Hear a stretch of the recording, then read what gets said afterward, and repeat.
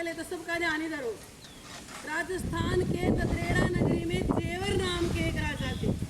एक उनका भाई था, उसका नाम था नेवर, और दो सगी बहनें बादशल और काछल। सगी बहनें थी, बादशल जेवर की पत्नी थी और काछल नेवर की पत्नी थी। बादशल जो औरत थी वो बड़ी ही धार्मिक और संस्कारी महिला थी। दूसरी उसकी बहन काछल थी जो बड़ी ईर्ष्यालु थी, कपटी थी, बड़ी दुष्ट थी। वो अपनी बहन से जलती थी। उनके दोनों बहनों के कोई संतान नहीं हुई। तब बादशल ने 12 साल तक गुरु गोरखनाथ की तपस्या की, घोर तपस्या की। और उससे क्या होता है कि एक बार गोरखनाथ जी ददरेड़ा नगरी में आते हैं। वहाँ 9 लखा बाग था जो कि सूखा पड़ा था, हरा भरा नहीं था। वो उस बाग में अपना धूना रमाते हैं और जैसे ही वो वहाँ पर आते हैं तो वो पूरा बाग 9 लखा बाग हरा भरा हो जाता है। और बादशल को जब पता चलता है कि गुरु गोरखनाथ जी हमारी नगरी में 9 लखा बाग में आए हैं, तो अपनी दासियों के साथ वहाँ पर जाती है और उनके चरणों में गिर जाती है और कहती है कि आप मुझे पुत्र प्राप्ति का वरदान दें, मैंने 12 साल आपकी तपस्या की है। गोरखनाथ जी कहते हैं ठीक है पुत्री, तुम कल सुबह जल्दी आना ब्रह्म मुहूर्त में, यानी दिन निकलने से पहले। और बादशल अगले दिन जब स्नान आदि से निवृत्त होकर के अपनी दासियों के साथ 9 लखा बाग में जाती है तो रास्ते में क्या देखती है कि काछल उधर से आ रही है। काछल को पता चल जाता है और दोनों बहनों की शक्लें मिलती थी।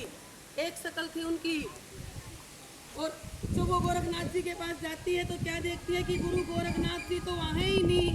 तो माली से पता चलता है कि वो कौन सी दिशा में गए हैं और वो बादशल उनके पीछे पीछे भाग लेती है। और जब वो वहाँ पहुँचती है, गोरखनाथ जी मिलती है रास्ते में, कहती है कि तुम मुझे पुत्र का आशीर्वाद दिए बिना नहीं जा सकते। तो प्यारे विद्यार्थियों, तब गुरु गोरखनाथ जी ने कहा कि अभी तो तुम 2 पुत्रों का वरदान लेकर गई थी। उन्हें कहा कि वो मैं नहीं थी, मेरी बहन काछल थी और मैं तो ठगी गई। उन्होंने बादशल ने कहा कि जब तक मुझे पुत्र प्राप्ति का वरदान नहीं दोगे मैं आपके चरण नहीं छोड़ूंगी।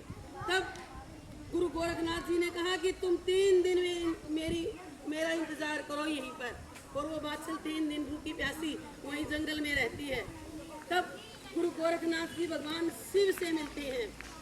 तो भगवान शिव कहते हैं कि उसके तो बादशल के 7 जन्मों तक पुत्र प्राप्ति का योग नहीं है, संतान का योग नहीं है। हाँ, एक उपाय हो सकता है। पाताल लोक में जो वासुकी नाग है उसके पास गूगल है। अगर वो गूगल किसी प्रकार से मिल जाए और बादशल उसका सेवन करे तो उसको पुत्र प्राप्ति हो सकती है। गुरु गोरखनाथ जी पाताल लोक में जाते हैं और वासुकी नाग से वो गूगल छीन कर ले आते हैं। आगे आगे गोरखनाथ जी हैं और पीछे पीछे वासुकी नाग है। जब गोरखनाथ को ये लगता है कि ये नाग मुझसे छीन सकता है गूगल को, तो वो एक कैर की झाड़ी में उस गूगल को छोड़ देते हैं और उसके अंदर कांटे थे झाड़ी में, नाग उसके अंदर से वो निकाल नहीं सकता और वो वासुकी नाग वापिस पाताल लोक में चला जाता है। और फिर बाद में गुरु गोरखनाथ जी उस गूगल को बादशल को दे देते हैं। बादशल वही मिलती है उनको और बादशल आकर के क्या करती है, थोड़ा सा गूगल अपनी दासी को देती है और एक उसकी नीली घोड़ी थी, उस थोड़ा सा गूगल उसको भी खिला देती है और खुद भी खा लेती है। समय आने पर उसकी जो बहन थी काछल, उसके 2 पुत्र होते हैं, अर्जुन और सर्जन। क्या नाम थे?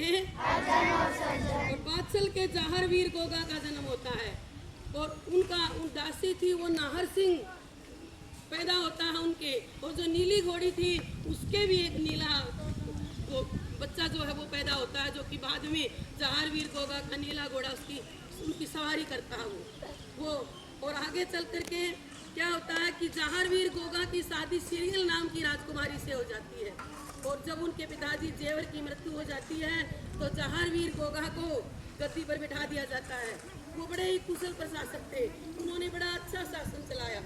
लेकिन काछल और उसके दोनों पुत्र उससे बहुत जलते थे और वो उसको मारने के लिए हर समय तैयार रहते थे। उन्होंने क्या किया, अर्जुन और सर्जुन ने वो दिल्ली के बादशाह से मिलते हैं, उसमें भारत में मुसलमानों का शासन था और ददरेड़ा नगरी पर चढ़ाई करवा देते हैं। और उस लड़ाई में हमारे जाहरवीर गोगा ने बादशाह की सेना को पछाड़ दिया और उस युद्ध में अर्जुन और सर्जन मारे जाते हैं। और वो खुशी खुशी घर आता है और अपनी माँ बादशाह को बताता है कि माँ, मैंने वो युद्ध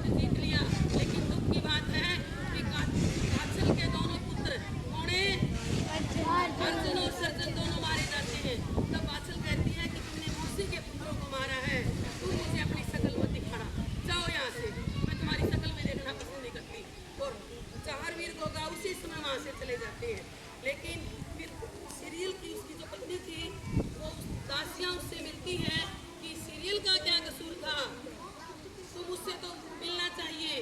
तो रात को जहारवीर गोगा अपनी पत्नी सीरियल के पास आते हैं हर रोज। और एक दिन वात्सल ने कहा कि तू श्रृंगार क्यों करती है, जी मेरा पुत्र यहाँ पर है ही नहीं। तो वो कहती है कि तेरा पुत्र यानी जहारवीर गोगा हर रात मुझे मिलने के लिए आता है। और वात्सल अपने घर के गेट पर बैठ जाती है कि जब जहारवीर गोगा आएगा तो उसको जाने नहीं दूंगी। और जब जहारवीर गोगा जाने लगता है तो उसकी माँ उसको रोक लेती है, बेटा नहीं जाना। वो कहता है कि माँ तुमने कहा कि शकल नहीं दिखानी, अब मैं तुम्हारे आज्ञा का पालन करूंगा और तुम्हें शकल नहीं दिखाऊंगा। उसके बाद क्या होता है, जहारवीर गोगा वहाँ से चला जाता है और वो एक जगह पर जाकर समा जाता है, किसी को पता नहीं। और वहीं एक घटना घटती है। घटना क्या है कि गौशाला वहाँ पर नंदी और रामा नाम के जो दो ग्वाले हैं, उनकी एक गाय सुरभि वो 3 दिन से दूध नहीं दे रही। उन्होंने देखा कि अच्छा इसको खाने को मिल रहा है लेकिन दूध क्यों नहीं देती। वो दिन में उसके पीछे पीछे लग लेती है, कहा जाती है। जहाँ जहारवीर गोगा समाये थे